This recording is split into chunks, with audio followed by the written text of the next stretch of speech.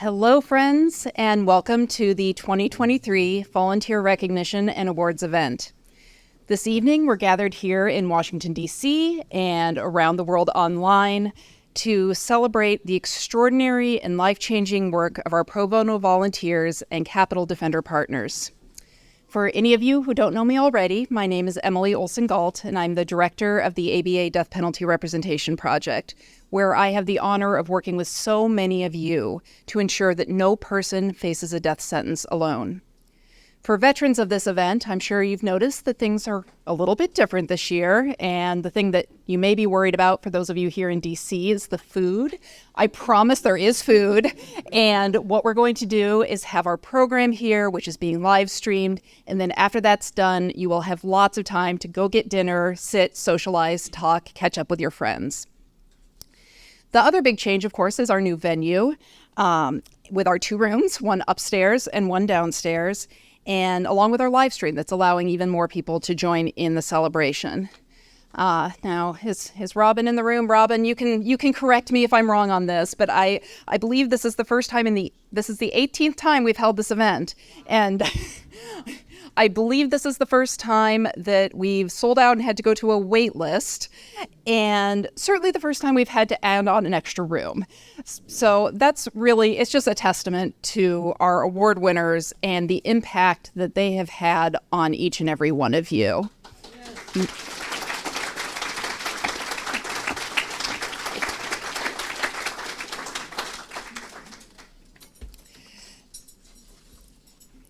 So congratulations to Mark Olive and to Venable, and on your very well-deserved recognition. We're really delighted to have this opportunity to honor your extraordinary contributions and to bring together so many of your admirers. So welcome everybody and thank you for being here.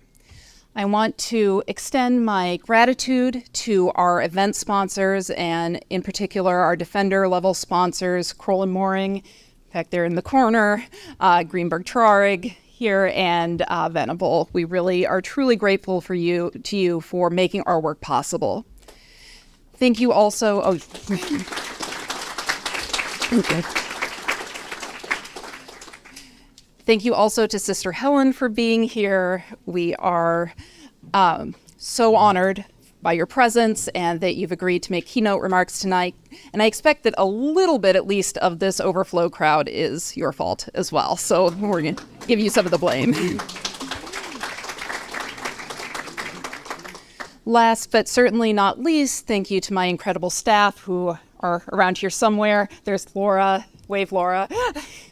Others are around making sure everything runs smoothly upstairs. And to all the many people who volunteered their time to make tonight a success. This was an extra complicated year to put this on, and it could not have happened without so many people putting in such an extraordinary effort. So thank you all.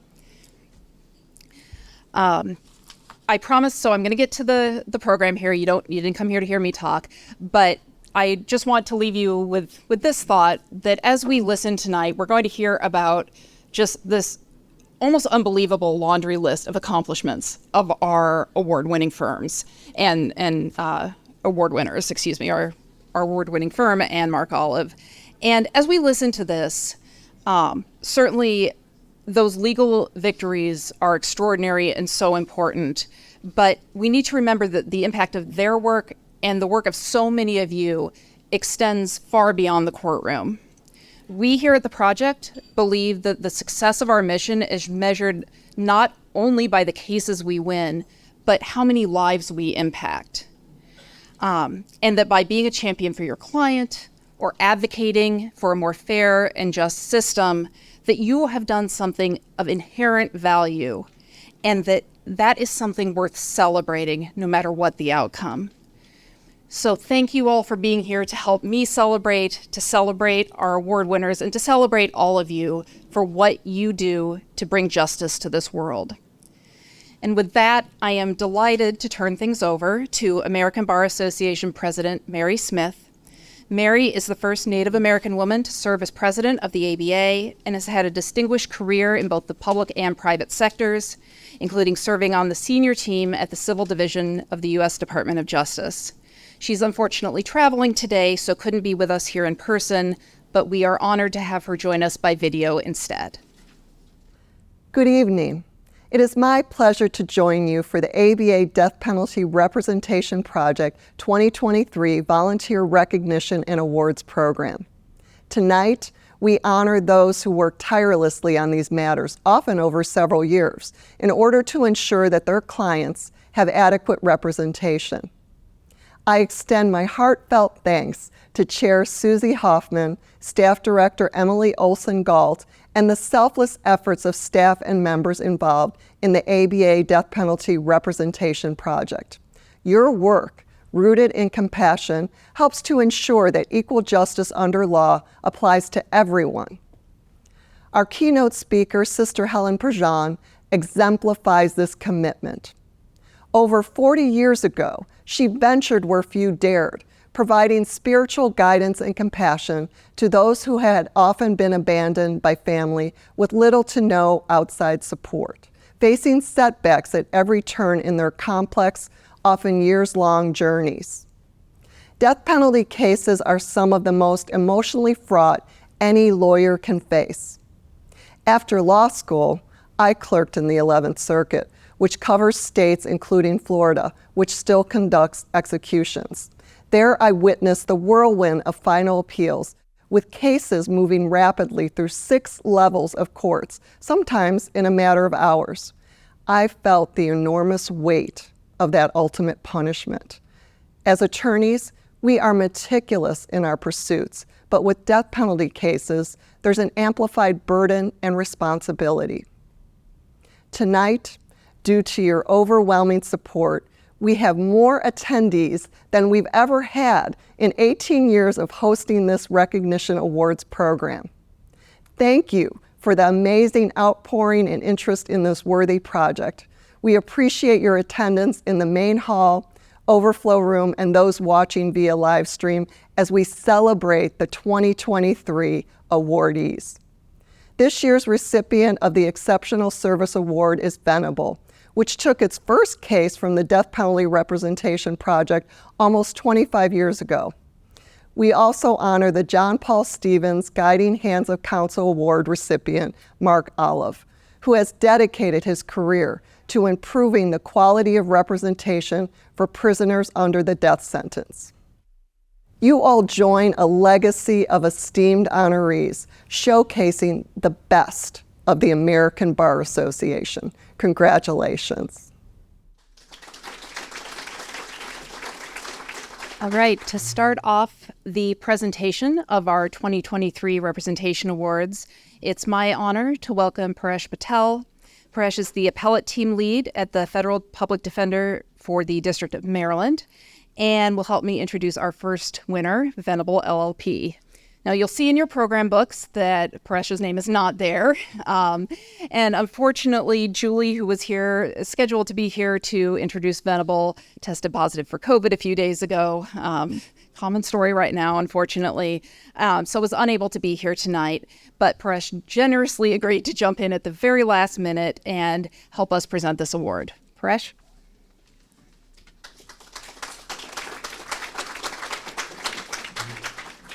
Thank you, Emily. And I'm no Julie Brain, but I'll try. I'll try to be her. So I'm so happy to be here today to introduce Venable as tonight's recipient of the Service Award for Death Penalty Representation.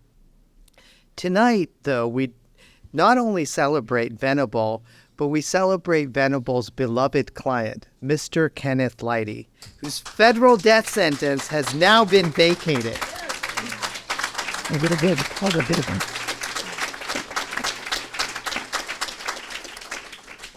This victory came about because of the masterful work of a dream team consisted of Julie Brain, an attorney whose last name says it all, Jonathan Hettleman, a star associate at Venable, Seth Rosenthal, a former partner at Venable who everybody knows as a legal giant, and many others on the legal team.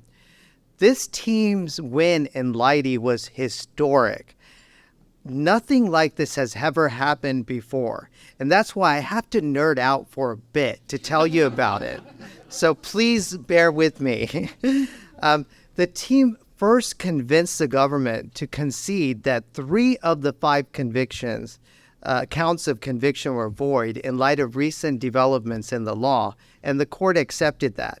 But that was only the first hurdle, because the vacated counts were non-capital counts, non-capital charges, not the count for which Mr. Leidy was sentenced to death. The conviction for the death count, kidnapping resulting in death, remained untouched. But nonetheless, Seth and Jonathan and Julie convinced the court that the vacated non-capital counts poisoned the entire verdict, including the death sentence. So in other words, the court found that there was a possibility that even one juror could have considered the invalid counts in sentencing Mr. Leidy to death. And therefore, the court concluded that the entire death sentence was unreliable and had to be thrown out. Now, again, this was a first. This was a first in death penalty work. There's no case in which a federal court has ever vacated a death penalty sentence just upon overturning non-capital counts. And why does this historic moment happen? It's because of the incredible lawyering, some of the finest lawyering that I have ever witnessed. As a consultant in the case, I had the joy of witnessing Seth and Jonathan in action, specifically on the winning claim. Their research was meticulous and their writing was poetic. In fact, the claim was so beautifully written that I hand out their brief like candy now to everyone. It was this gold standard in writing. But it's important to note here that Seth and Jonathan's win in Mr. Leidy's case didn't just happen because of their writing on the winning claim. Rather, the path to victory started over 12 years ago when Seth was appointed to the case. The Venable team started forming the moral foundation of the case that ultimately convinced the district court that Kenneth Leidy's life was worth saving. So in 2012, this is when it all started, the Venable team filed a petition to vacate Mr. Leidy's convictions and sentences. The team then spent the next 7 years re-investigating the case, which culminated in the filing of a 300-page merits brief. The brief presented compelling evidence that Mr. Leidy was not the one who shot and killed the victim for the offense for which he was convicted. The brief also highlighted that Mr. Leidy was merely a 19-year-old boy who knew nothing other than neglect, trauma, and abuse. The Venable team argued that executing him would not only be inhumane, but also that would fly in the face of well-established scientific research, which shows that the brain doesn't fully develop until well into the 20s. So with all of this messaging, and after 3,200 pro bono hours of representing Mr. Leidy, the Venable team ultimately convinced a very tough judge, and I know this judge because I practiced before him in the District of Maryland, but they convinced Judge Massetti to do the right thing and save a life. And I also wanted to note that Venable's pro bono work goes beyond Kenneth Leidy. Venable has 800 lawyers around the country, averaging 30,000 hours of pro bono work each year over the past 10 years. So Venable has made the world a better place. Seth and Jonathan and Julie Brain have made the world a better place. There's no one more deserving of the award tonight. With that said, I will turn the mic over to my good friend, Jonathan Hettleman, who's going to accept the award for Venable tonight. Thank you.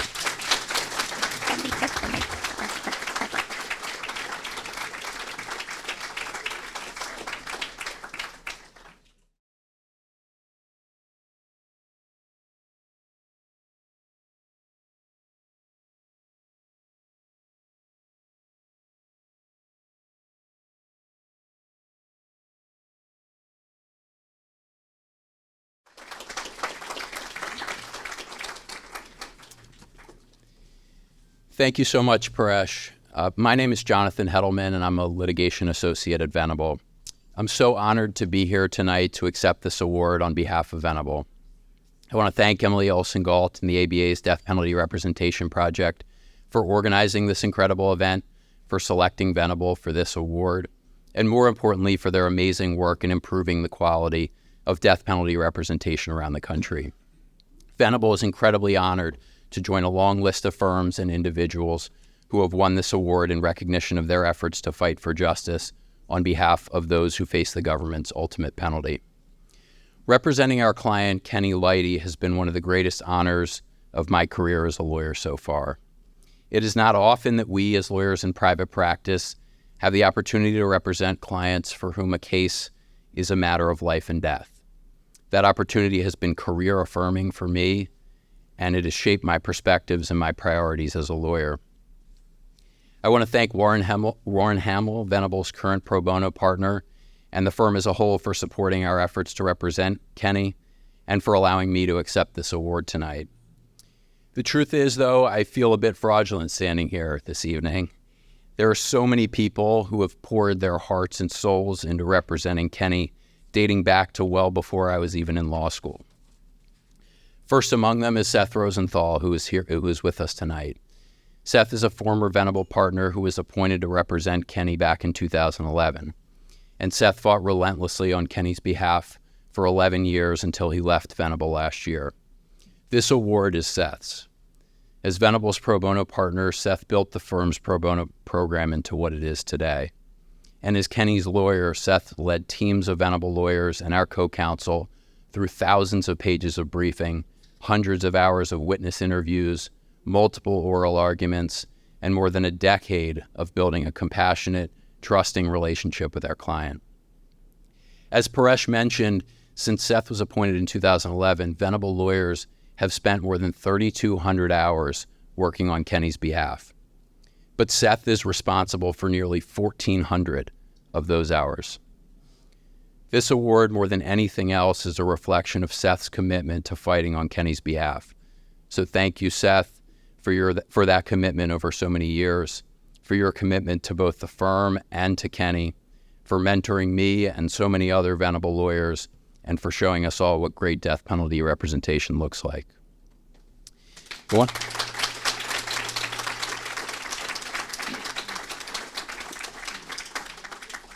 I want to thank our partners and co-counsel from multiple different federal public defender's offices over the years. First, Julie Brain, who you've heard about, was appointed to represent Kenny along with Seth in 2011. Julie is a nationally renowned expert in death penalty litigation. She has been an invaluable co-counsel for all of us at Venable, and she has been by Kenny's side every step of the way for the last 12 years. I wish Julie could be here tonight to share this award with us, but we thank her for her thoughtful advice and her unrelenting advocacy over so many years. I also want to thank the many lawyers and staff in the capital habeas units of the Federal Public Defender's offices in both Delaware and the Middle District of Pennsylvania who have been co-counsel with Seth and the Venable team over the long life of Kenny's representation. And while not officially co-counsel, I want to thank our partners in the Federal Public Defender's Office for the District of Maryland, Jim Wida, Ruth Friedman, and Paresh Patel, who not only referred Kenny's case to Seth, but who have provided incredibly thoughtful advice along the way. Paresh, in particular, deserves special recognition. Not only did Paresh...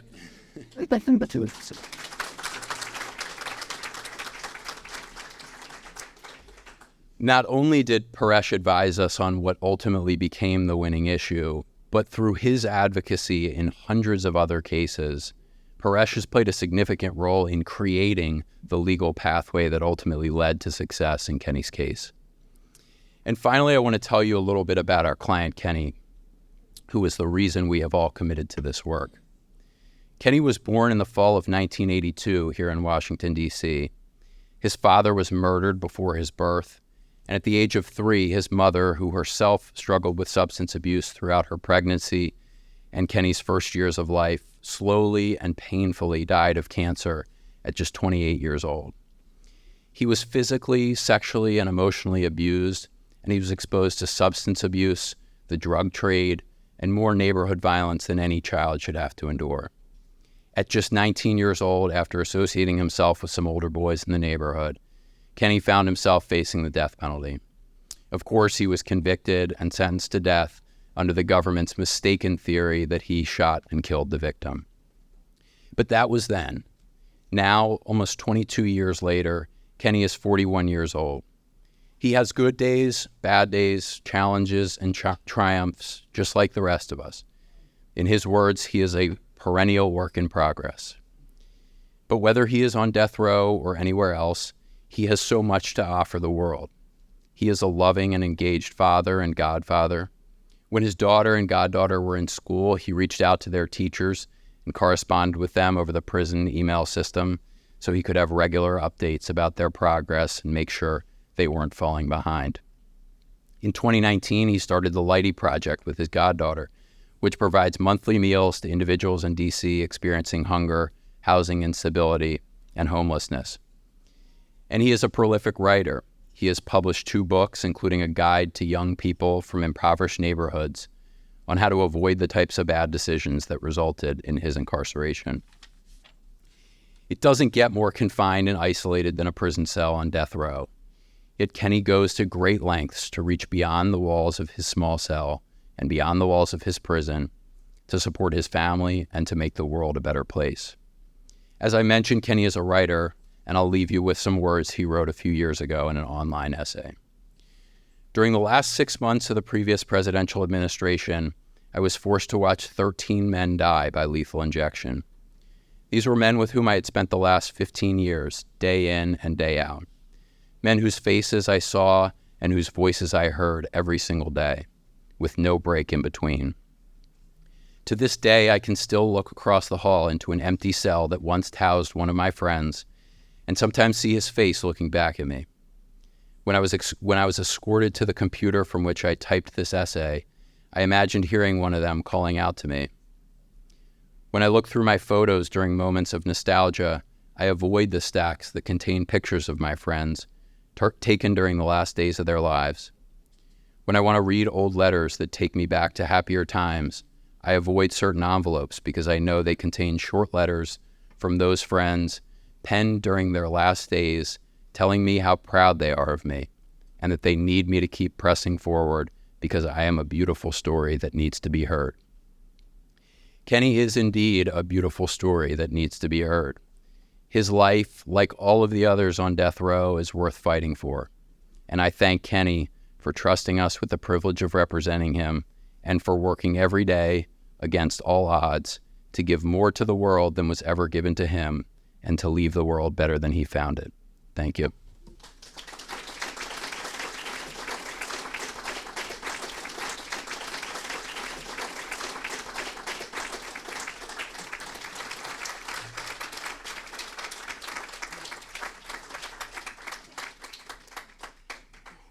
Wow. Thank you, Jonathan, for those incredibly moving and inspirational words. A perpetual work in progress. I think, honestly, all of us can say that about ourselves. And thank you to you and to Kenny for reminding us why we do the work we do, because we believe that everybody is a work in progress and that they deserve a chance to be the best version of themselves. Thank you so much, and congratulations to you and your colleagues on this very, very well-deserved honor.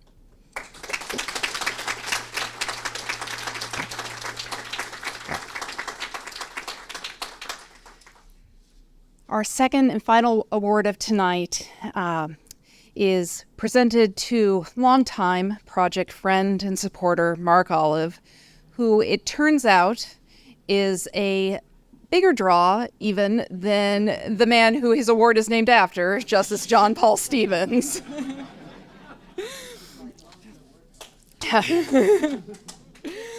So to introduce Mark, well, I hope I get this right. I'm probably going to get it wrong, but I believe first we are going to hear from Denny LeBoeuf, all right, who has a special message to read from, I don't know, the man who's my hero and probably the hero of half the people in this room, Tony Amsterdam.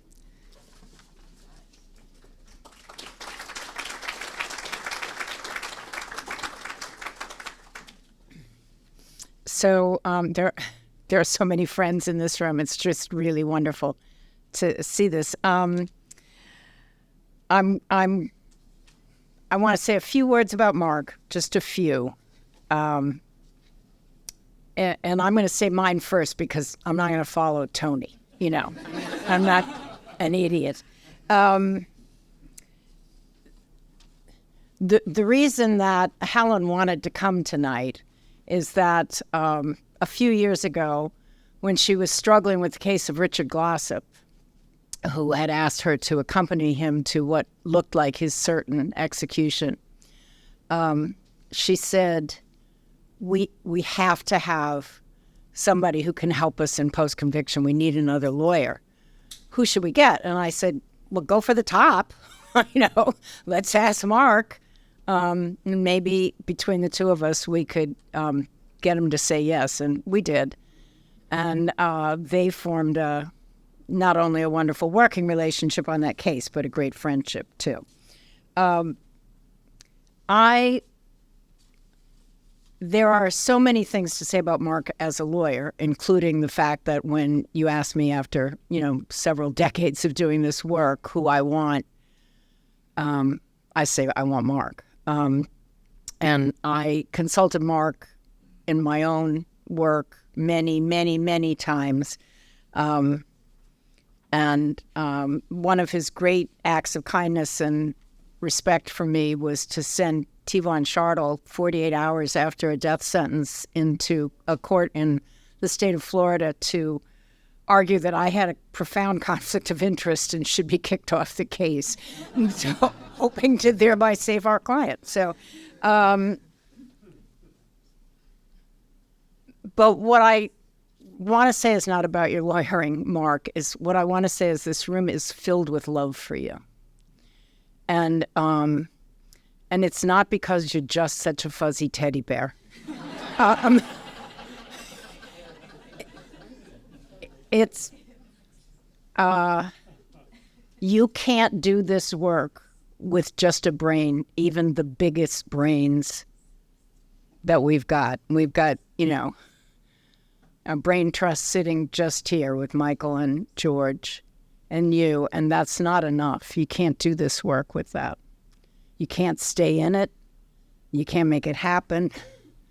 Paresh talked about the moral framework that you needed. That's what you need. And you have the love for your clients and for your struggling, clueless co-counsel sometimes, and for the humanity in all of us. That Thurgood Marshall talked about when he said we do ourselves the highest compliment when we recognize the humanity of another. And I love you. So many people in this room love you. You are a great spirit as well as a great lawyer.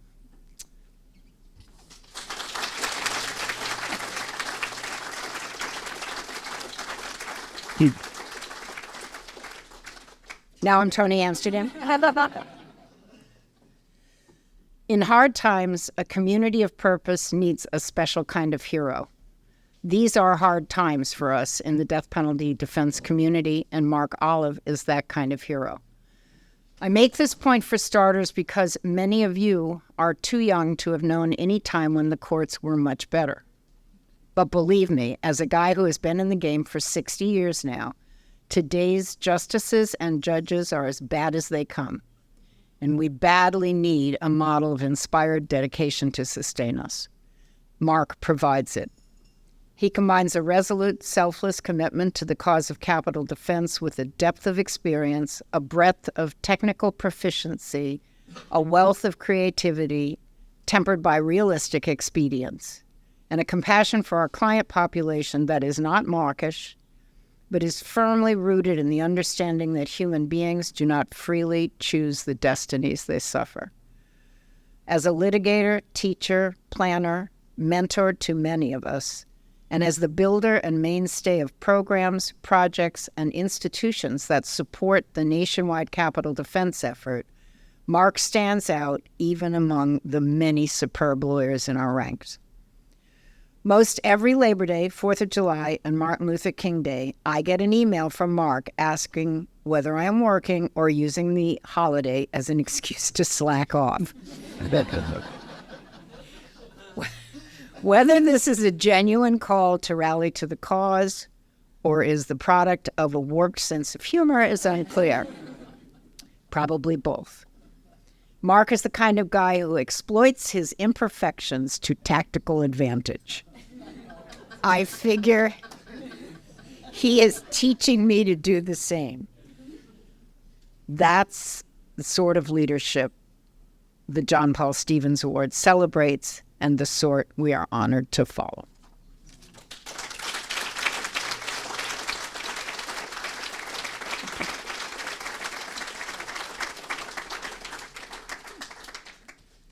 Don't know why that's so large now, but you all get the idea. All right. So obviously one introducer is not enough to really with Tony in absentia here. So now I'm going to invite Michael Laurence to come up to the podium and say a bit more about Mark.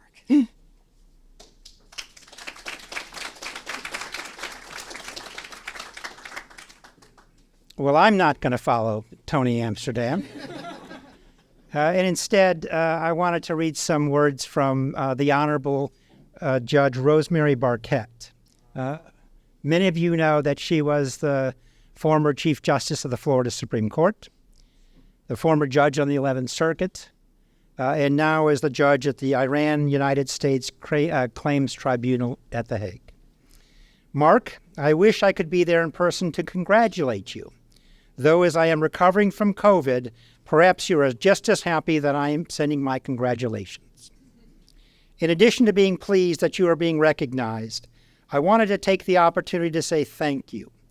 Thank you for using your gifts and energy to represent those least able to defend themselves. Thank you for being willing, with such patience and grace, to take the many slings and arrows hurled at you simply because of those who you represent. Thank you for persevering when others burn out and continuing with often thankless effort. And thank you for undertaking such a huge part of the burden that ought to be shared by all of us. Enjoy the day. You have more than earned it. So I'm going to be brief in my remarks because I hear there's a PowerPoint. And if you have ever been through Mark's PowerPoints, you know they will be sometimes lengthy. For over 4 decades, Mark Olive has influenced litigation strategies in virtually every state that has or had a capital punishment statute. He began his legal career in our community in 1980 when he answered a call from the NAACP Legal Defense Fund and ended up taking on this enormous work. He has learned to actually make those calls himself. But that began his career in this community. Since then, he has represented dozens of people individually, sentenced to death, trained and nurtured more than 2 generations of capital defense attorneys in private practice, defense organizations, and law firms that have agreed to provide capital representation. And most importantly, has guided litigation strategies in literally hundreds of cases. He has and continues to impart a rigorous work ethic and client-focused perspective that both motivates and elevates the work of others. It has been said that when the country repudiates the death penalty, as it will, people will look back at Professor Anthony Amsterdam and say he devised the campaign that led to this. It is equally accurate to say that when that time comes, people will remember Mark Olive as the person who was instrumental in both waging that campaign and saving from execution so many people during the struggle. I am honored to participate in honoring Mark Olive's decades-long contribution to our community.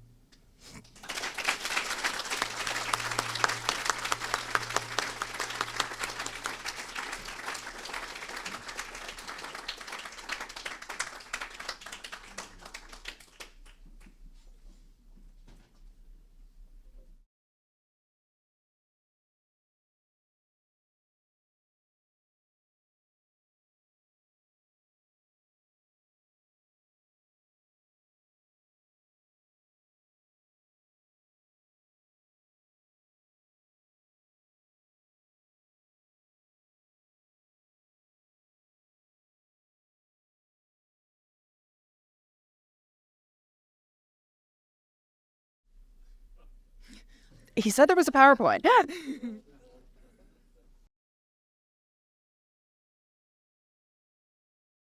I can see the slides. It's 79.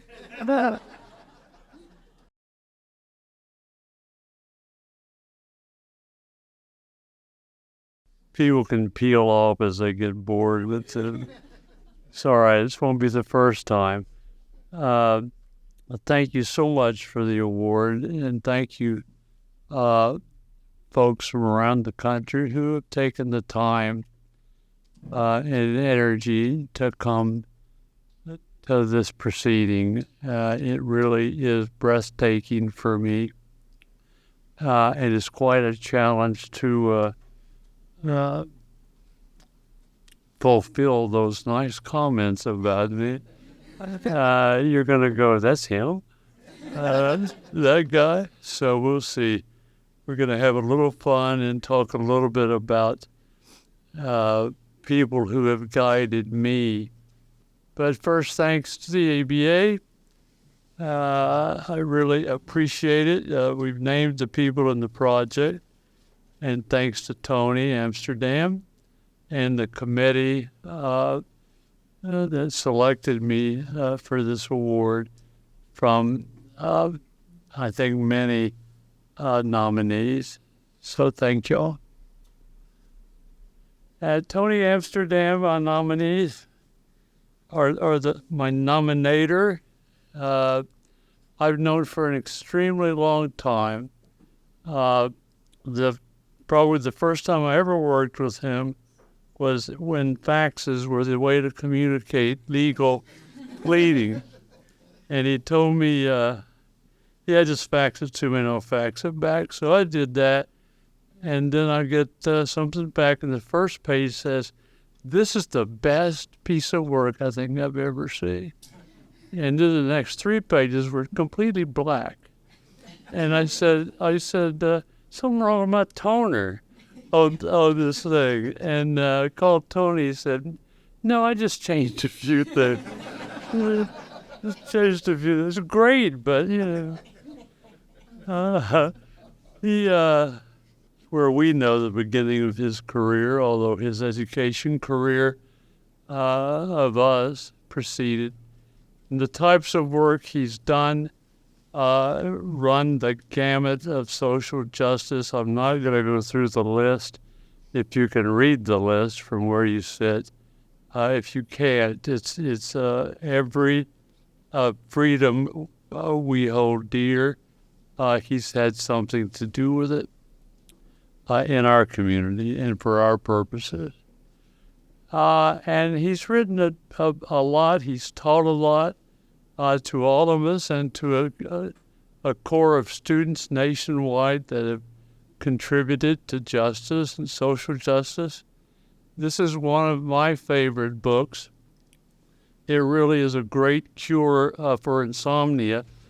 But just because the footnotes are so dense, but if you just ignore the footnotes, it's really a great book. And he taught us early on, and taught me quite well, that people, my grandmother used to say, people same as folks, which means what? It means that every generation is the same, every person's the same, everyone relates to people the same way, and they list them: treachery, revenge, honor, reward, defeat, overcoming.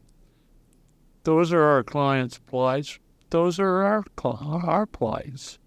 And so long as we can work with our clients and convey familiar human plights, then we get in the way of good luck and perhaps can win a case or two. And Michael Laurence, he also helped with the nomination, not the nomination, but I know that he had twisted some arms and probably left more messages than you cared to have in your inbox to try to get to some of y'all here. So some are here just to shut you up and leave you alone. That was interesting what you said about Justice Stevens. This is on his 90th birthday. May I ask you a hypothetical? You know there's some hell coming on. Something's about to happen. You know, the other side of the coin is about to come out. And it's so polite. Nice. Can I ask you? Just got this little question I want to ask. I've got some examples of some hilarious questions he's asked, but I don't have enough time for them. But with that wind up, I've got a story about the ABA and volunteer lawyers and former president of the ABA. And the story is about Leonel Herrera, who was a Texas death row inmate who was on his last appeals, and it was determined that he would get a stay through some convoluted machinations. And I was working on the case and had worked on the case, and I knew that I shouldn't sit at counsel table. It's kind of like Molotov tossing liberal. So I'm sorry, I skipped Ellie. Did Ellie come? I don't think Ellie came.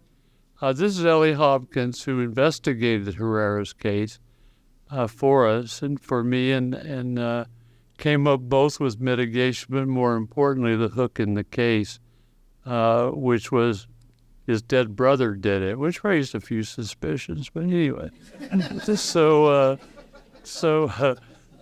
Sandy Dallenberg agreed to come forward. And at the time, he was the ABA president, and operate pro bono. Actually, he paid a little money for drinks now and then for some people as a witness. And here he is arguing before a very different United States Supreme Court. And as I want to do, there I am hiding. So I had nothing to do with it. Who is this guy? But what the point is, the ABA supports the work that we do, and they support it not in just words, but actions. And you don't know how much I appreciate that, and you don't know how much volunteer law firms it's needed. So thank y'all. Congratulations on your award. Very well deserved. And you come from a great lineage. All right, well, the court didn't think so much of that. And so they denied relief. You know, if John Q. Citizen or Jane Q. Citizen's walking down the road and you happen upon them and say, do you think it violates the Constitution to execute an innocent person? They go, well, yeah, I would think so. Well, show it to God, so said the Supreme Court. According to various journalists and cartoonists. Now, Sandy, to bring this full circle, and Justice Stevens were very, very good friends for 35 years. And when Justice Stevens, when Sandy passed, Justice Stevens was elderly, and he wrote an article praising Sandy for his work. And then Justice Stevens died, and so it didn't come out. And someone waited a respectful amount of time before calling Chambers and saying, you know, he was working on this article, and we just wonder what the status of it is. They said, yeah, it's finished. It's sitting right here. So they sent it, and it's in the Florida State Law Review. There's a site for it, and it's a great article. It shows a great friendship. And it's said to be the last thing ever published by Justice Brennan, and I don't know whether it's true, but it's exactly what I've heard. So, all right, so that's great. It's great being in front of the Supreme Court. Does anybody know what this is on the left? This actually is my son before an argument. Chris Vassell may be here. Chris, are you here? Is he upstairs? Where is he? He's here. I can't find him. Well, he let us in. He was the emergency clerk that I worked with. Seth, you worked with for years and years and years before his retirement. And I hope he's been having fun traveling as he said he was going to do. But he led us into the highest court in the land, which is literally a basketball court above the Supreme Court. And so John played a little b-ball. And when we came in and opened the door, it was blaring rap music. Just blaring. And John's going, "This is a cool place." Look, the Supreme Court stuff's pretty neat. John's over here with he's a little older now, and he's a great photographer, John is, and also a lifesaver. When COVID started, that's a scary picture. He was a nurse in Colorado and came to Johns Hopkins as a traveling nurse and scared the hell out of me being a COVID caretaker and saving lives. So, John.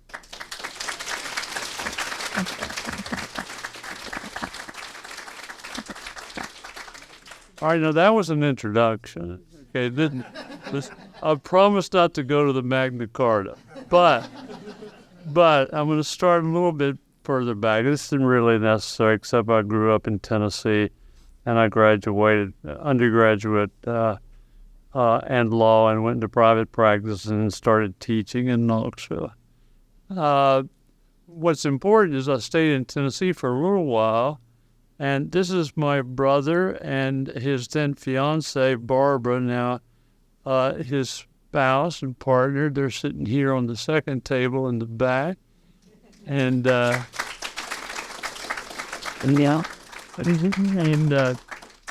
their importance to me, Bob was a divinity student. I'm not sure he was when that picture was taken at Vanderbilt.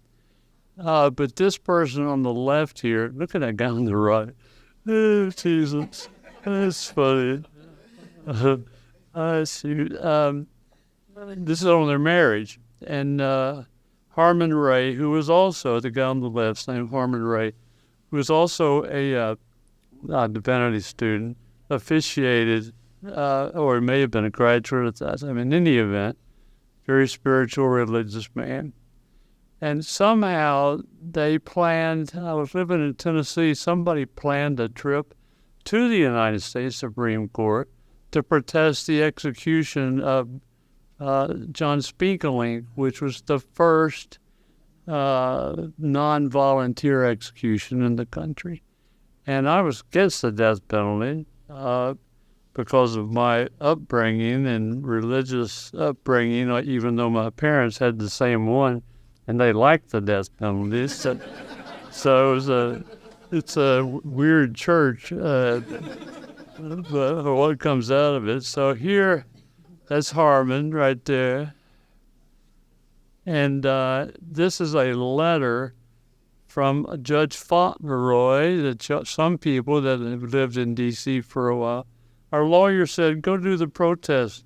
They don't arrest anybody for civil disobedience in D.C. And as you can see here, name Marky Olive appears as a USA versus somebody, and Harmon Ray beneath it appears as the next person. So that's my brother leading me down the path to 3 days at Central Cell Block. They will not, it still exists, right? Central Cell Block. It was a nasty place, boy. It was, anyway, so that's why I started. And then Jim Liebman, who somehow got the conspiracy that I had been to Florida Day and executed on the Supreme Court steps. He called me, I was teaching at UT, he called me and said, can you find somebody in Knoxville to help me represent this guy? I said, yeah, sure, no problem. Of course I couldn't. And so I had to call him back and go, no, I couldn't, but I'll do it. That's how we get law firms. That's not to tell y'all anything secret, but that's how you get a law firm. So I've used that line a lot. Nah, just carry our bags or whatever. And here we go with this devolution. This is Jim in the middle, our client on the left, and me on the right. Then he dropped down maybe a decade. Who do you think fared the best in that decade? That would be the client, Mr. Houston. And Henry Martin knows a lot about this, the federal defender in Nashville. There he is on the far right of that photograph in the white shirt. And that's Richard right there upon his release from prison. So when someone says, can you find somebody to help us? Why not you? There's somebody that, that's what you can get from it, is somebody out, not off death row, out in prison. While I was in Knoxville, there were some things that didn't go so well. This guy I tried when I was 2 years out of law school. He got the death penalty, Why do you think that was? I was 2 years out of law school. And when he finally executed, the only person I've ever had a trial with that got executed, had capital trials with different convictions, but not first degree and not the death penalty. I was talking to David and I said, if I only knew then what I know now, I wish I did. He looked at me and said, I wish the hell you did too. So, all right, Dave, good sense of humor, thanks. All right, then I went to UNC Chapel Hill to teach. Ken Brown was the dean then. Rich Rosen was a clinical director there. I represented Doug Williams under their tutelage, under their guidance.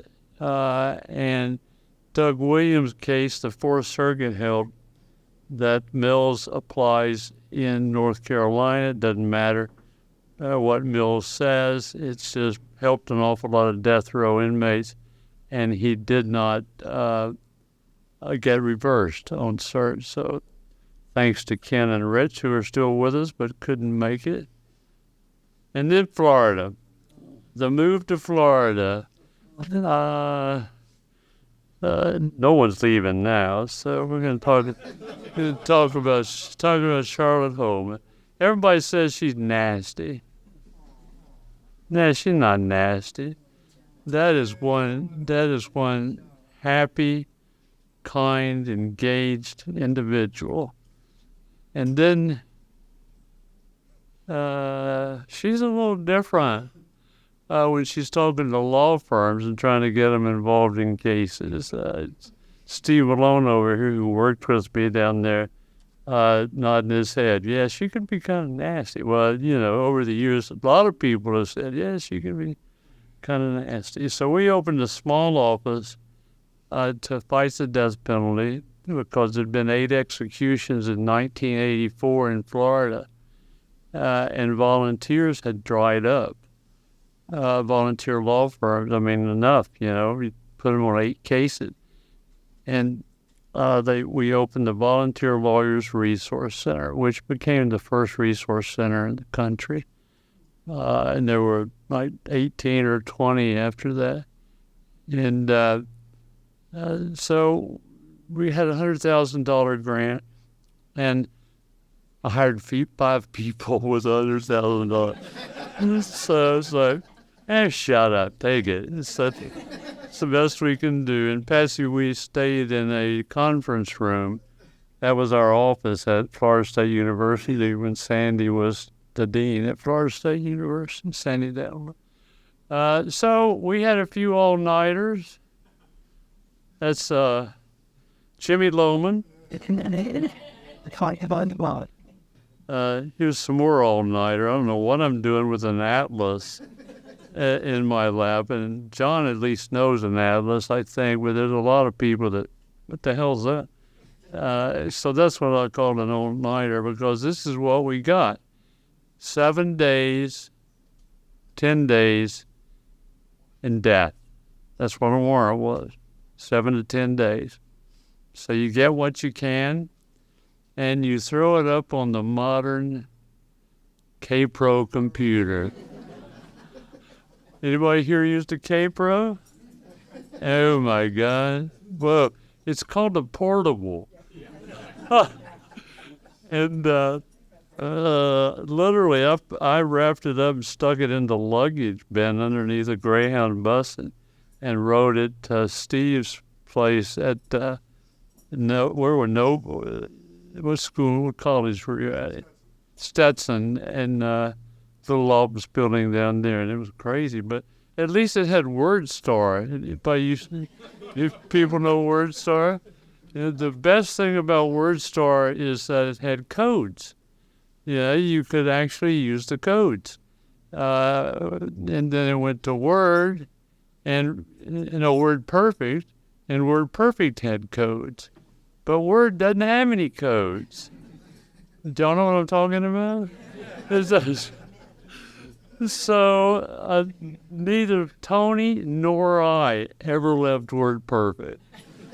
And there are people around here going, we threw WordPerfect out decades ago. But, well, sorry, of course, Tony and I both still use EOL, so it's not really feasible. All right, we did a lot of this in Florida, unfortunately, burying our clients literally in this circumstance. I'm on the right-hand side there. You can't really tell because of the contrast, but there it's a little better. It's just me. So, and that's the uniform, a white shirt and blue jeans. And I thought there'd be some people honoring the outfit, but I don't see too many of them here. But that's all right. So we did a lot of this, and it was very painful. And this was literal, but a lot of figure deaths, bad deaths in Florida during that time. And this person that's being buried is David Funches. He was a veteran. It's the first time my dad said they shouldn't execute that guy. And I said, why? He said he was a veteran. And he was not opposed to the death penalty. So it's kind of like whose ox is getting gored. And he said, no, they shouldn't be executing that guy. He could knock me over with a feather. Marvin Francois was the first person I had executed, whose trial I didn't do, for a crime in Overtown, in Florida, part of Miami. And it was a tough case. I won't get into it, but he was a big Superfly fan and a little child running wild. Anybody know that song?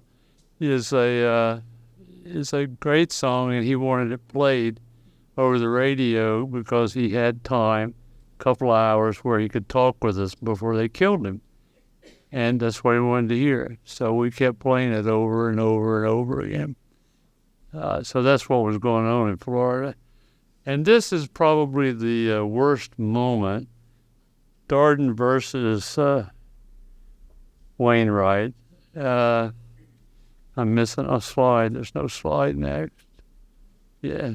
The Supreme Court, the prosecutor argued in this case that it's a murder rape of an elderly woman by a white woman by a black man. Prosecutor argued he should have a collar around his neck, attached to a leash, and made to crawl around on the floor like a dog. That was the argument. It doesn't all come through in the opinion, but that was the argument. And the Supreme Court said, well, that's all right. So Darden, and that one kind of didn't sit well with me. Darden, when you're looking for some good law on a closing argument claim, forget about it. I created some really bad law for all of us on that. Bad law gets created under warrant situations. All right, there was fun. That's Steve Malone with my son, John. This is first offense Steve Malone. We were representing a guy that had, and I keep telling these stories, but there were other people, and there are people who have taught me and led me and guided me. Not this time. The defendant had buried an infant alive and killed it. And Steve was asking for a stay of execution. The judge described the crime as gruesome, and Steve responded, "What is his first offense?" I'm going, his first offense, damn, he started off with a bang, didn't he? Good God, man. Of course, Steve also is the only person I've ever known to not just spill a glass of water in his lap, but a pitcher of water in his lap in an argument in the 11th Circuit. You know, I mean, the point is, get behind the lectern. You know, when you get up there, stay behind the lectern. So those were some fun times, except for the execution of that gentleman. This is Omar Blanco, who I was privileged to the State Department actually let me leave the country through Merida and go to Havana and then go out into the hinterlands. And so I found the thatched hut where Omar Blanco's mother lived, and she gave me this picture of Omar Blanco, who had been convicted in Fort Lauderdale of murder. And I went down there to visit. They couldn't believe I was there. I couldn't either. I didn't speak Spanish. So it was a little difficult. But a great picture. He's still alive. And this is Craig Bernard, who is a close associate of Dick Burr's, who I miss. He had COVID, couldn't make it. And Charlotte, he passed. But he worked very hard for years in West Palm, and then won Hitchcock in the U.S. Supreme Court with a Justice Scalia saying it couldn't be clearer that this statute violates the Eighth Amendment. It's kind of like, well, it wasn't too damn clear for the last 13 executions, but it couldn't be clearer. But he also later said, that's the last time I'll ever vote for mitigation. So, all right, what else did I learn there? Oh, this guy, George Woods. This is not from 1985, but it was from 3 days ago, and we've kind of he's trying to show his utter contempt for travel anymore, because he's traveled his whole last 30 years since I've known him. And Charlotte introduced us in 1985, and we did a presentation in Monterey, California together. And he's been a really good friend since then, and became best friend in the last 5 years or so. So I've had more to say about him in a minute. He's an MD, a psychiatrist. And where is Chris? Is he in the spillover? So he can't, I can say anything I want. They talk so much now about the shadow docket as if, boom, it came out of nowhere. Well, that's just silly. And in the 80s, when we had execution dates scheduled, everything was disposed of on the shadow docket. And Chris was my regular companion. Three days a week I was on him. We were talking about the shadow docket, and we didn't call it that. We just said, all emergency applications, especially then capital cases, are resolved in the middle of the night by justices without there being any briefing, argument, etc. So that we worked the shadow docket. Okay, I'm a third through. No, I'm more than that. Then we go to Georgia. This is the Georgia Resource Center. This is I think, head of the Georgia Resource Center when I got there. She originally, I think, was working with George Kendall, who is here with the ACLU project in Georgia doing death work. And George left for another social justice position. And Patsy joined the Georgia Resource Center around the same time. She's now passed. And then the next heads of the Resource Center were these two. That's Ellie Hopkins and Mary Shellman. Mary's here, apparently. Ellie is not, because they took forward Patsy's, or certainly Mary did, Patsy's knowledge and understood the scope of statistics in all of the cases to date, who was executed, who represented them, who wasn't executed, who represented them. So you could just ask her a question and she'd spit it out, knocking ashes off the end of her cigarette. But she'd spit it out, and she didn't know, she'd pull it out of her files. So she was terrific, and they were terrific.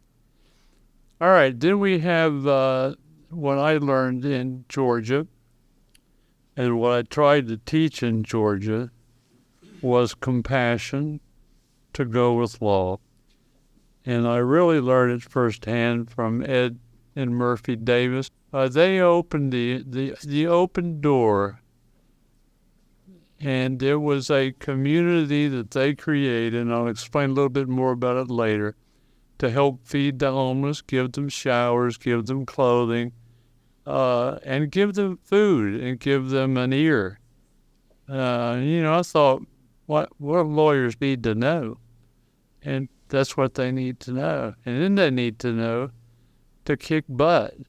When it's time to quit talking and start working, take over a building. And they based their work on Dorothy Day and the Catholic Workers Movement. And I'm not proselytizing. You can get this from anything. There's all kinds of religions you can get it from, philosophy you can get it from, your parents you can get it from. It doesn't have to be Catholicism. But they opened Dorothy Day what's called houses of hospitality. And that's an example on the left. That's the open door. And those are the people being provided for 2 doors down from our office at the Georgia Resource Center. And so lawyers and investigators and others who came to the Georgia Resource Center would say, what am I reading today? You're making lunch. It's lunch day. You can go right over there, and when they come in to eat, sit down with them, have some soup, have some coffee, learn from them, because they got a lot to tell you. They're not just vagabonds. They're people down on their luck and disadvantaged. So back to the open door and the raise hell when you have to. This was the Imperial Hotel. They were going to do something with it that was not helpful. And it was decided, well, we'll just raise hell about it and take it over. So they took it over for several days to protest the treatment of the homeless in the city. But that's not all they did. You can see there in the front, witnesses against executions. They had people on death row that they visited all the time, gave money to all the time. They had family members, etc. So they were terrific and are terrific. It's carrying it on. And then we had volunteer counsel. This is a case from 1989 where it violates the Georgia Evolved Standard of Decency to execute an intellectually disabled person. Well, I've never heard before that Georgia has a greater standard of decency than the other 49 states. I'm sorry, Georgia. I mean, I love Georgia, but you read that and you go, really? So that was 1989, and Atkins didn't come out till 13 years later. And look here who is on it. Paul Hastings. Thunder Mixon. How about that? Law firms make a difference. And here they were counsel and they were amici. So it's a award well received and well earned when you get that award. All right, here's some folks that works there. Jeff Earl, who's here. Brian Mendelson is here. Beth Wells is here. Gretchen Stork is here. A lot of them went to the federal defense. These four went to the federal defender office in town after they left the resource center. So they've stayed with the work is the point. They've continued to do it. Some great wins, Felker, Crazy Case, Williams, and Farrell. And here's a great one, Brian and Alex Williams. Alex Williams was psychotic and so bad he wouldn't leave his cell, so they chained him up, dragged him out, and videotaped it, for God's sake. I wouldn't do that. But they did. And the clemency folks got a hold of it because of Brian's work, and clemency was granted. Had a tragic ending later, but for clemency purposes and fighting purposes, Brian and others of his ilk from the Resource Center days went on. I heard all that talk about Julie Brain. Well, I not only sent them to the Open Door, I sent them to New Hope House. New Hope House was a place that did the same thing, that would put people up when they wanted to come see clients, and when there were executions pending, people would stay there. And it needed a paint job. So I said, dudes, go paint this place. They said, I thought we were going to read some law today. I said, that's a lot of law out there, so we're going to do it. So there's Julie. You're right, she's brilliant. She and deserves all that praise. I didn't know what she was doing with that case, but it sounds like she did a wonderful job, as did the rest of the firm. And there's Jeff, and there's Ellie. So they went on. After painting houses, they went on. And then last but not least, we've got, there's the uniform, white shirt, blue jeans. I know I'm way over, but it's life. And there's Jeff actually wearing shorts, for God's sake. And Steve Bayless and a law student there in the right rear. So that's what we did in the office. There wasn't a lot of work going on, right? So feed people, paint houses, play basketball, and get a Frisbee. All right, this is Virginia. Rob's here from Virginia, other people from Virginia. This was a killing field. I won't go into Dick's work there, but and I'm not going to make you read all these names, but just look at this. 5 executions in 26 days. 3 executions in 33 days. 3 executions in 28 days. 3 executions in 27 days. 45 days. They emptied, decimated death row. But at the same time, look at this. CERT grants all over the place out of Virginia. It's kind of hard to figure. Some of those were victories. Atkins was one, of course, and but Williams, great. This is Rob Lee, Deirdre, his wife. That's Justice Brennan. And guess who's in Rob's arm other than son Brennan? So that was great. And they were great. And here's Swan. We won Calvin Swan's case in clemency. And I met Sister Helen for the first time. You won't remember this, Helen, but it was I make a big impression on people. And it was in a church raising money. I bet Rob remembers it for death penalty defense. And again, you fared better than I have fared, so that's good. All right, I won't spend any time back in a little bit of time in Tallahassee. The work I've done there. T-Von Charles was going to speak about his experiences working for me directly. The Administrative Office of the Courts has funded and supervised work around the country for capital habeas units, which are defense organizations to represent people on death row that are in federal defender offices. They never existed before 95 or 96. And they hired John Bloom and me in 95 to come up with a way, or help come up with a way, to get more defense, and that's what was settled upon.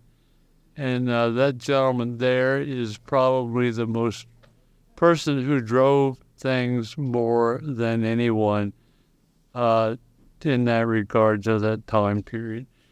The beautiful thing about this office is they're dedicated to the clientele, but also to protecting programs from being defunded, right? So you can't keep thriving if someone's cutting your legs out from under you. And so they taught me politics a little bit. Okay, so there were like 5. I'd say that this table right here contains how many people did the death penalty defense in 1985. This is a meeting 2 days ago with just the heads of the offices that were doing doing capital work. There's another 3 rooms of people or 4 rooms of people doing the work. With this, just amazing how many people are doing the work now. It's ought to be attributed to the AO. All right, quickly. I said they hired John Bloom and me. There's John. I don't know why they hired him. But they hired me, and then we got Denise Young involved, so that was the original hat. And this is the person that's kept us in check for years.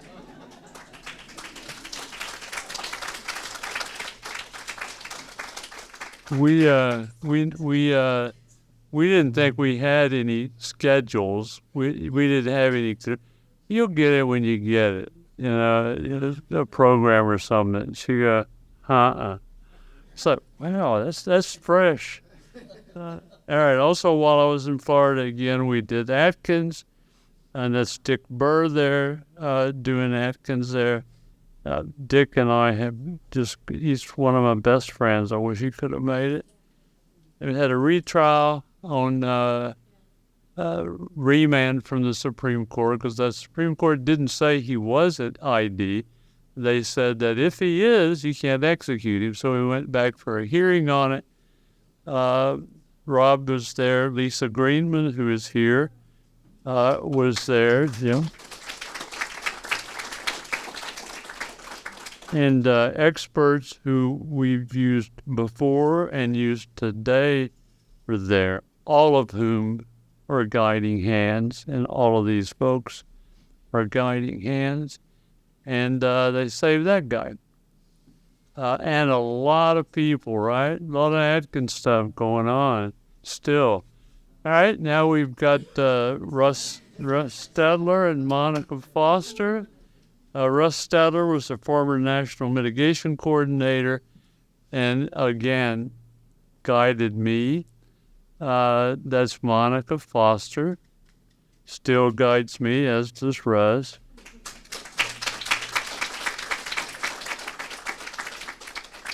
And we were smart enough or kind enough to cut the drinks out of the bottom of the picture there. But and Monica is, there's no telling what Monica will say, and she's going to get the mic in a little while. She's going to say some things. I don't know what they are. But after the AEDPA came out, we had meetings with Liebman and others, and people got assignments. And I got an assignment, and I did the research. I came back. I reported on my assignment, and they said, "What the hell were you looking up that for?" And I'm going, "You told me to look up this." So she passed me this note that I have kept, which is, no matter how paranoid you are, you're not paranoid enough. So that's from Mo to Mo. It's a great note. It's got a few coffee stains or something on it, but anyway. And then Steve Hanlon is here. If anyone comes to you and says, "You want to be a plaintiff?" Can they depose me? They go, "Yeah, no, I don't want to be a plaintiff," but I was, and he protected me and won 2 lawsuits on basically standard of care, but really money for post-conviction work. Steve is going to say a few words.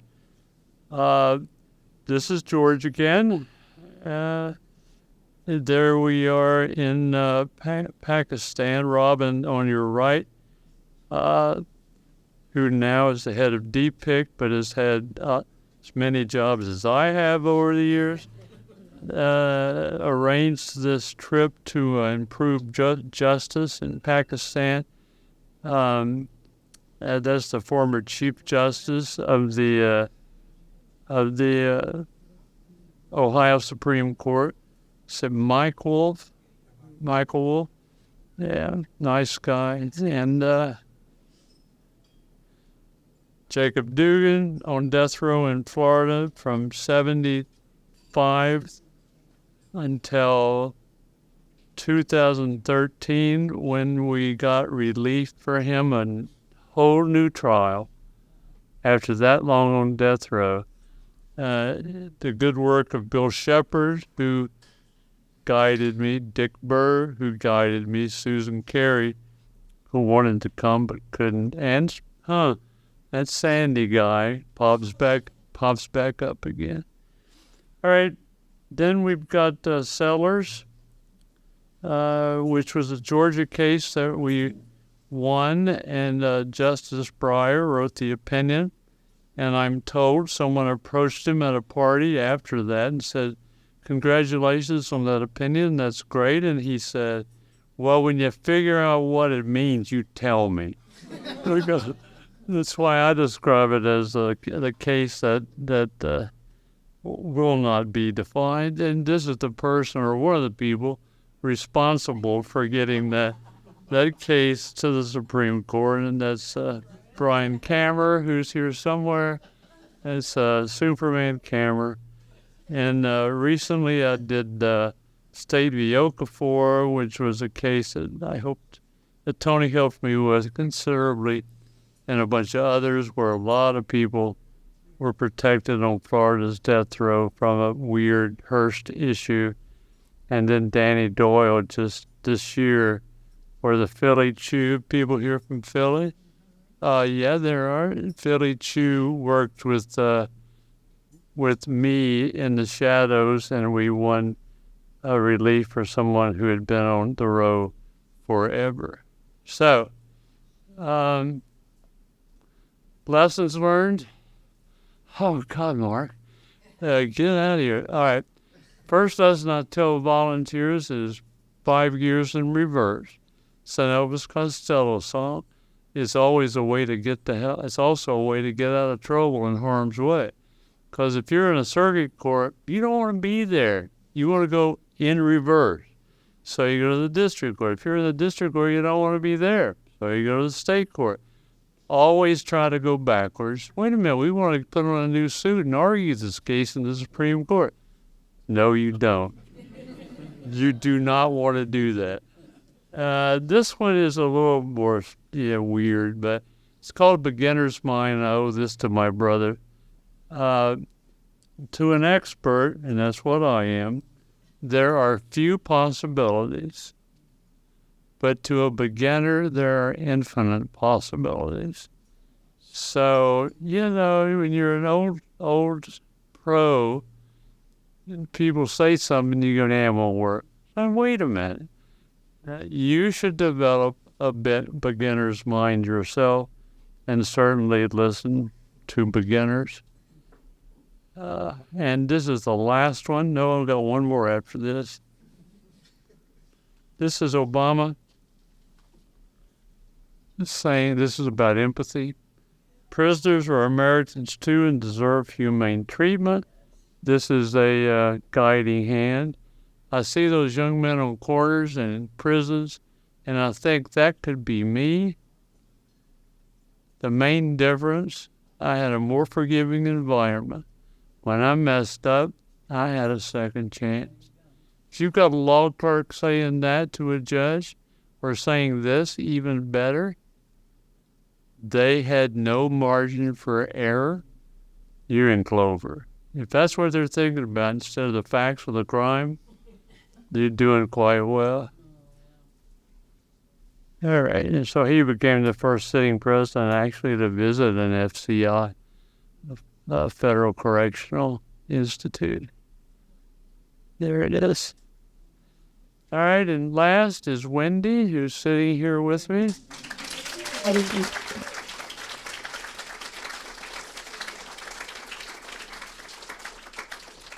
I guess I don't need to say anything, but she truly is a scholar and a tactician.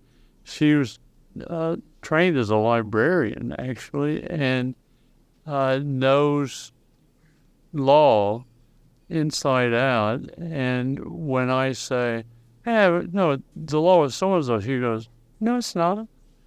And corrects me and fixes it. Or I say, well, that case said so-and-so. She goes, what have you been smoking? It doesn't say that. So she can be a ass kicker as well as a scholar and tactician. And so the love and mentor and guiding hand to me. So thank you all again.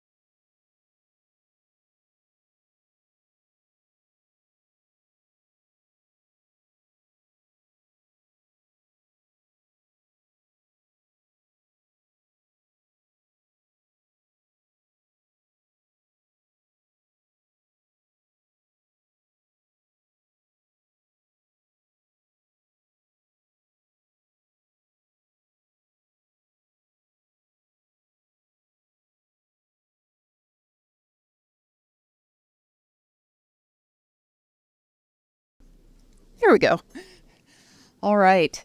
So I hear that Tony Amsterdam's a tough act to follow, but I'm not sure there's really any words after that. Mark, thank you so much. We are honored, truly honored to be able to present this award to you. Thank you for being here tonight, for taking us all down memory lane here, and for recognizing so many incredible people who you say have helped you, but I know who you have helped in spades. So thank you so much. So I am now going to quickly turn it over to Denny LeBoeuf again, is going to come up. She's doing double duty tonight. So thank you, Denny, to introduce our keynote speaker, Sister Helen. Who's going to be short?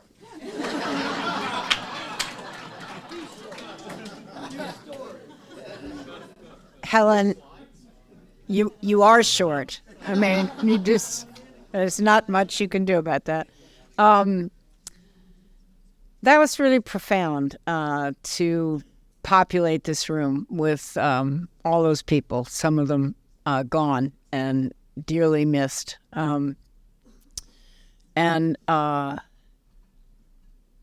to say the obvious that everyone here knows, the death penalty is a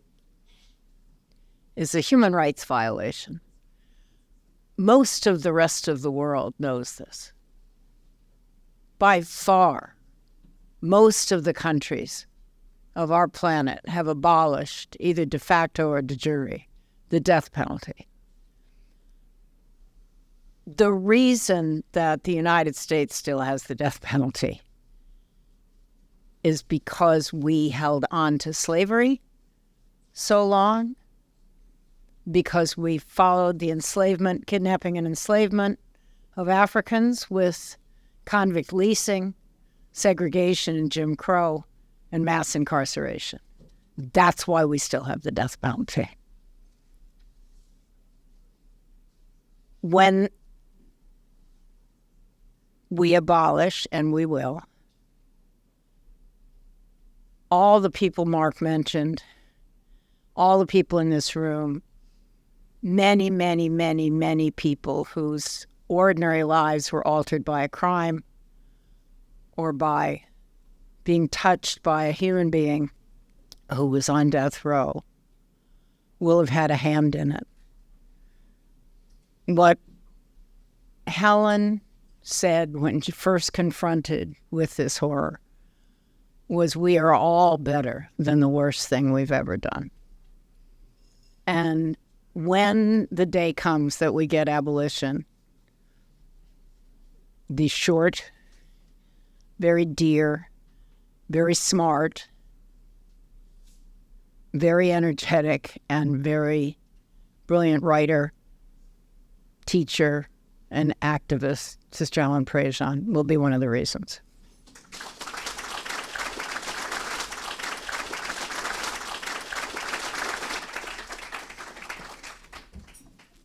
Well, dang, Mark.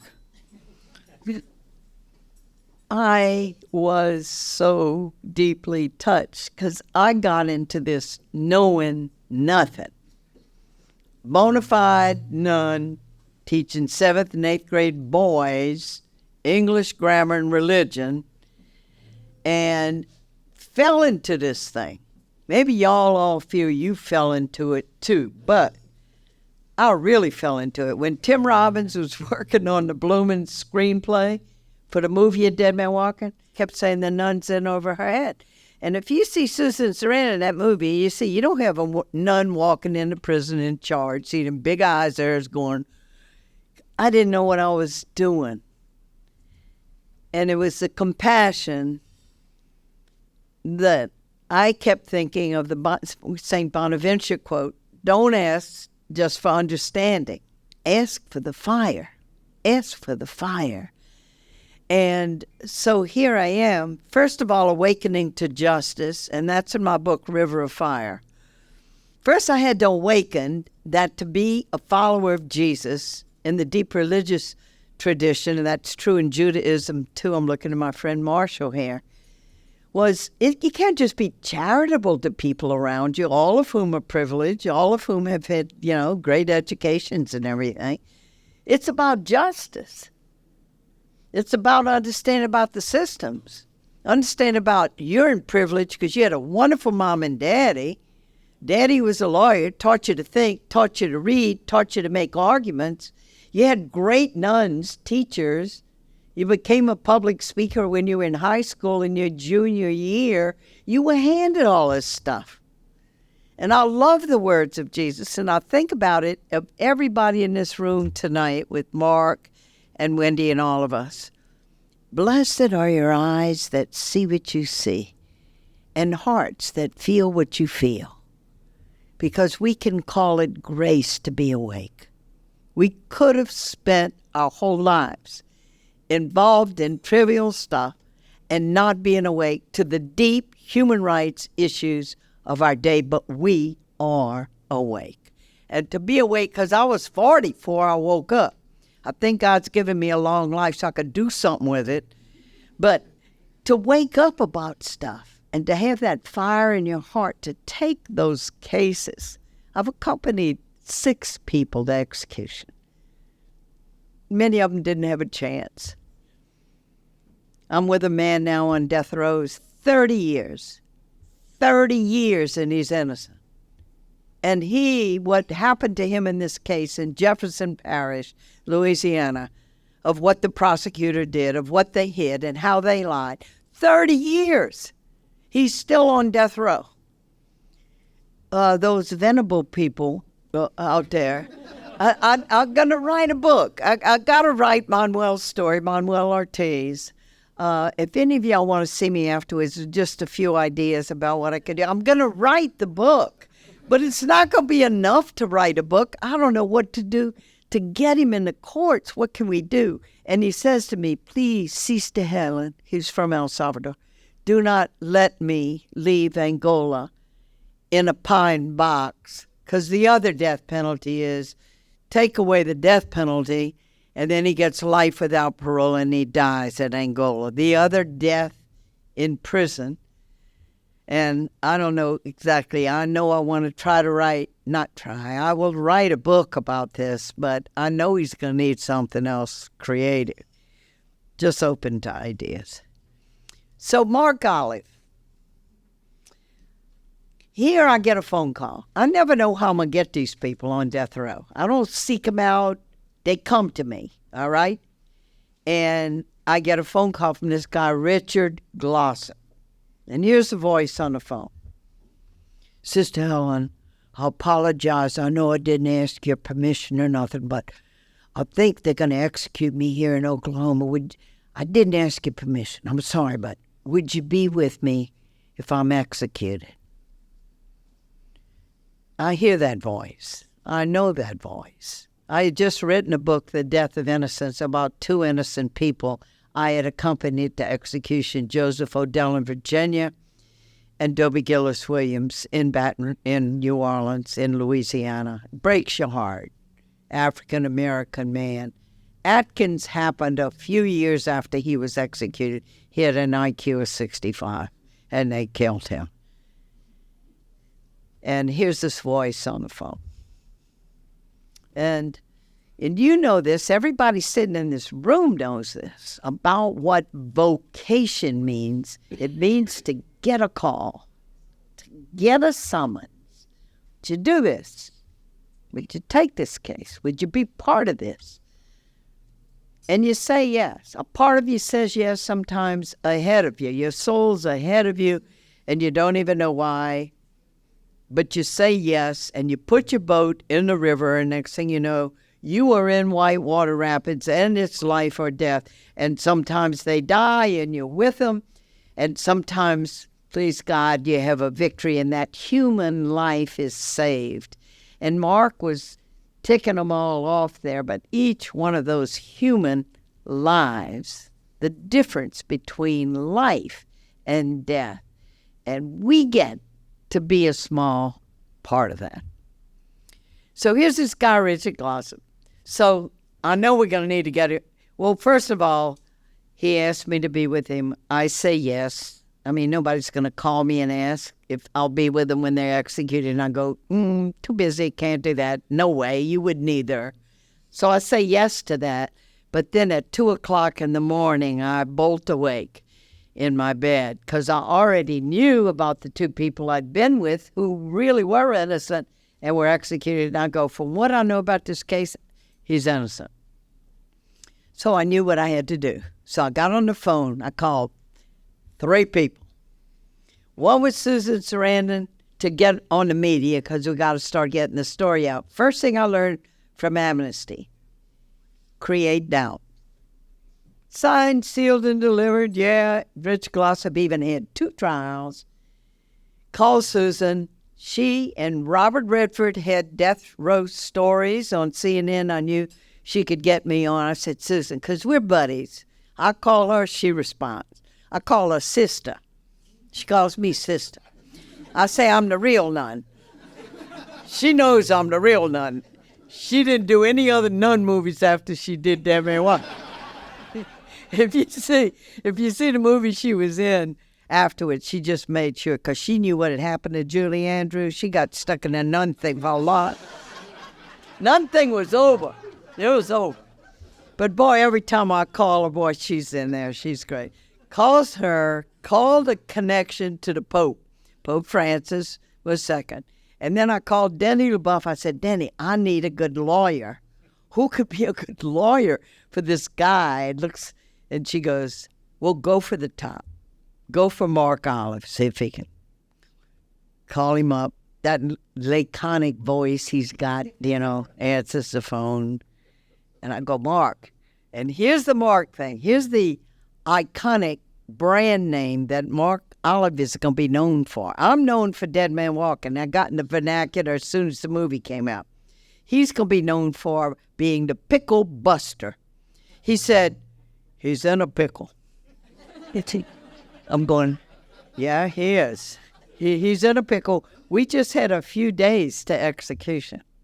There were 3 times Rich Glossop was almost executed, and that's why I love defense attorneys and people that do the work. You're in the breach, and you're right in there. And, Mark, I forgot exactly what y'all did, but there were 2 people on the Oklahoma Court of Criminal Appeals that heard what you said. There were 2, I think, that had reservations, and that was enough to stop the first execution. And, of course, everything else depends on that. He dies with the first, it's over. And then there were 2 others on the brink like that. And then I called another friend of mine, who also, Don Knight, who from Colorado, and he took the case, and he's been working it ever since. But these 2 men have saved Richard Glossop's life. We had 11-zip decision of the Supreme Court to stay the execution. You have the daggone Attorney General of the bloomin' state filing with the Supreme Court, admitting the state made an error. And so we're hopeful that they're going to grant cert on that.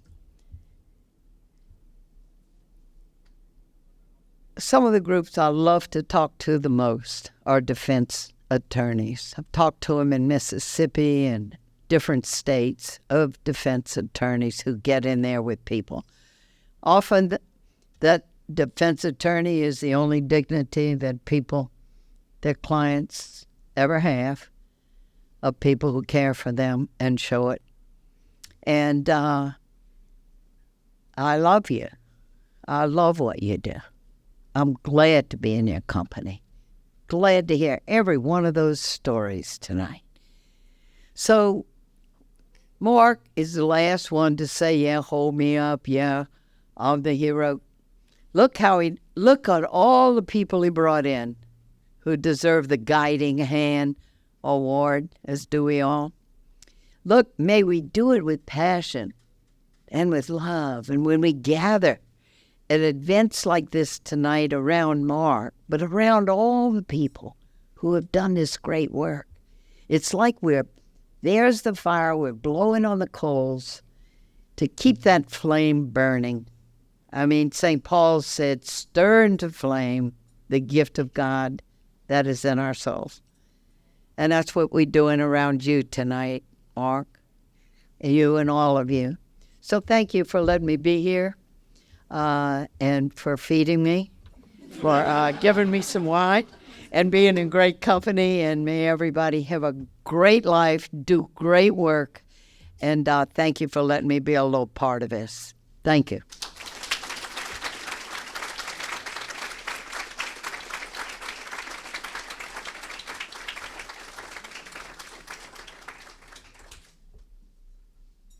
nervous about this mic. Thank you, Sister Helen. So I realize I am the last thing between you and, at least for the people in the room, and your dinner.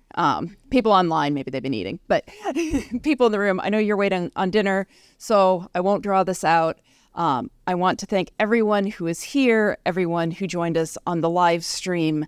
They don't pay me unless I make a pitch. So for the law firm folks here, now that the fire's been lit, we need you to get in touch with me, one of my staff members. Let us tell you how you can get involved. I know you're all involved, but let us tell you how you can do more, what else we can have you do. I hear Venable's got something like, 400 pro bono cases they're working on. What's one more, right? What's one more, right? But truly, we're just so honored to work with each and every one of you to bring together these two amazing communities, the pro bono lawyers, the capital defense attorneys, and use the strengths of each to help the people who need it most. So it is my honor to do that work. I hope that our defender colleagues will remember to call on us when they need help. I hope our law firm colleagues will answer the call when I ask you for help, and we can really go out and make a difference in the lives of individuals who need it.